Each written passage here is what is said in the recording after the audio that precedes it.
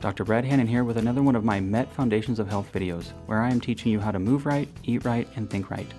In this video, I will be discussing DNA. Our study of DNA is relatively new. In fact, our first attempt at unpacking the genetic code was found to be lacking. So first, we looked at DNA and said that 80% was junk DNA and not being used, only later to find that we have now discovered that 20% is like the computer operating system, accessing the 80% like applications on an as-needed basis.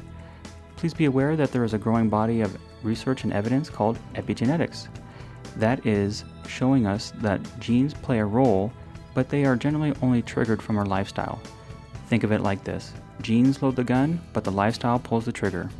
It never fails that someone will say that my father had a heart attack, and so I'm going to have a heart attack or diabetes or breast cancer. Epigenetics shows us that we are not destined to our DNA, and that our lifestyle plays an important role in the expression of our genes. This is just another reason we need to live a healthy lifestyle.